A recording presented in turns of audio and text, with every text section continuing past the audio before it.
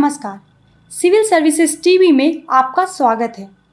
यह कार्यक्रम हमारी एक्सप्लेन्ड सीरीज का हिस्सा है। इसमें सिविल सर्विसेज टीवी के पैनलिस्ट डॉक्टर आदर्श कुमार, जो कानूनी एवं सिविल सेवा विशेषज्ञ हैं।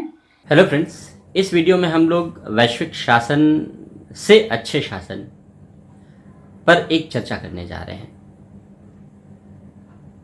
अच्छा शासन की अवधारणा, गुड गवर्नेंस की संकल्पना 1992 में विश्व बैंक के द्वारा दी गई।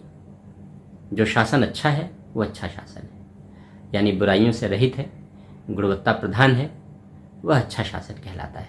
क्योंकि विश्व बैंक ने अच्छे शासन की कोई परिभाषा नहीं दी है, लेकिन एक सामान्य अर्थों में यह कहा जा सकता है कि यह एक गुणवत्तापूर्ण शासन है, उसे हम अच्छा शासन कह सकते हैं। जैसे जैसे समय बदला, उस बदलते समय के साथ साथ अंतर्राष्ट्रीय संगठनों की भूमिका भी बढ़ती चली गई, और इस अंतर्राष्ट्रीय संगठनों की बढ़ती हुई भूमिका ने अच्छे शासन के परिप्रेक्ष्य को भी बदला, उसके संदर्भ को भी बदला, और अच्छे शासन की स्थापना में वैश्विक संस्थाओं की भूमिका, दूसरे देशों की भूमिका तेजी से बढ़ने लगी। इस बढ़ती हुई भूमिका ने वैश्विक शासन की संकल्पना को जन्म देना शुरू किया, और हम यह कह सकते हैं कि आज हम वैश्विक शासन के युग में रह रहे हैं। संयुक्त राष्ट्र संघ ने 2000 से 2015 के लिए MDG, मिलेनियम डेवलपमेंट गोल, सहस्राब्दी विकास लक्ष्यों की घोषणा की थी। 2015 से 2030 के लिए SDG यानी सस्टेनेबल डेवलपमेंट गोल, सतत विकास लक्ष्यों की घोषणा की है। ये सारे के सारे लक्ष्य सभी देशों के लिए हैं जो संयुक्त राष्ट्र संघ के सदस्य हैं, और इन सभी देशों में भूखमरी, बीमारी, गरीबी, महामारी, अशिक्षा जैसी बीमारियों का समापन किया जा सके, शासन की गुणवत्ता में वृद्धि की जा सके, यही इसका मुख्य उद्देश्य है।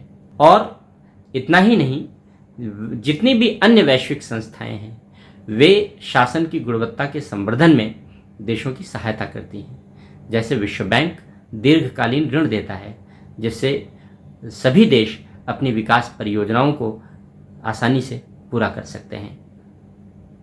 IMF देश की आर्थिक नीतियों को, मैक्रो इकोनॉमिक्स को प्रभावित करता है और आर्थिक नीतियों को दिशा निर्देश प्रदान करता है, जिससे वैश्विक प्रतिस्पर्धा का सामना किया जा सके। WHO, वर्ल्ड हेल्थ ऑर्गेनाइजेशन, विश्व स्वास्थ्य संगठन वैश्विक स्वास्थ्य को बेहतर बनाने के लिए दिशा निर्देश और मार्गदर्शन तैयार करता है, इत्यादि। और इस प्रकार वैश्विक शासन की अवधारणा ने बड़े प्रभावी तरीके से साकार रूप लिया, और इस वैश्विक शासन ने अच्छे शासन को गति भी दी। लेकिन अब यहां एक संकट भी उत्पन्न होने लगा। वह संकट कोविड-19 से जुड़ा हुआ है। क्या कोविड-19 के बाद वैश्विक संस्थाओं की विश्वसनीयता पर जो प्रश्न उत्पन्न हुआ है वह अच्छे शासन को गति देने में सहायक होगा? हम विश्व स्वास्थ्य संगठन की बात कर रहे हैं।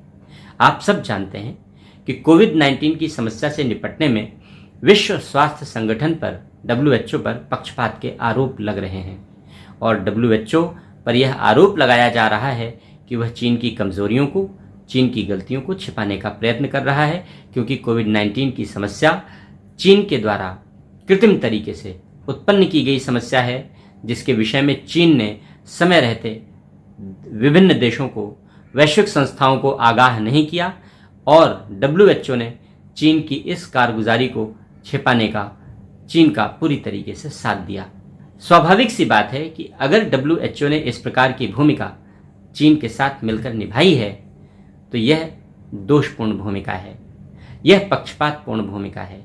जो दोष किसी भी देश की नौकरशाही में देखे जाते हैं कि नौकरशाही पक्षपातपूर्ण तरीके से काम करती है, भेदभाव वाले तरीके से काम करती है, भाई भतीजावाद के दुर्गुणों से युक्त होकर काम करती है, उसी प्रकार के भ्रष्ट गठजोड़ अगर इन अंतर्राष्ट्रीय संस्थाओं में परिलक्षित होने लगेंगे तो न केवल अंतर्राष्ट्रीय संस्थाओं की विश्वसनीयता घटेगी, बल्कि वैश्विक शासन की संकल्पना पर कुठाराघात होगा, और अच्छे शासन की अवधारणा को आगे बढ़ाने के लिए वैश्विक संस्थाओं की भूमिका न केवल कमज़ोर होगी बल्कि धीरे धीरे समाप्त होने लगेगी।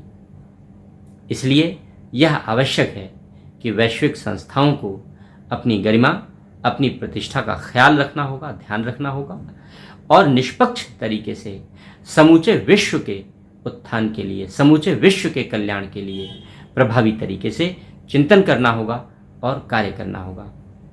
उम्मीद की जा सकती है कि यह संकट, कोविड-19 का संकट, वैश्विक संस्थाओं के लिए आत्मचिंतन का समय साबित होगा और ये संस्थाएं आत्मचिंतन के माध्यम से वैश्विक शासन की संकल्पना के नए स्वरूप को गति देंगी और यह निसंदेह अच्छे शासन को अधिक से अधिक प्रगतिशील बना सकेगा। हम डॉक्टर आदर्श कुमार का धन्यवाद करते हैं। आशा है आपको यह जानकारी पसंद आई होगी। इससे संबंधित सवाल हल करने के लिए आपको सिविल सर्विसेज परीक्षा में मदद मिलेगी।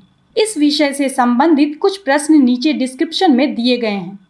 आप इस वीडियो को लाइक और शेयर करें, हमारा चैनल सब्सक्राइब करें और बेल आइकन जरूर दबाएं। किसी विषय के बारे में जानना चाहते हैं तो कमेंट सेक्शन में हमें बताएं। धन्यवाद।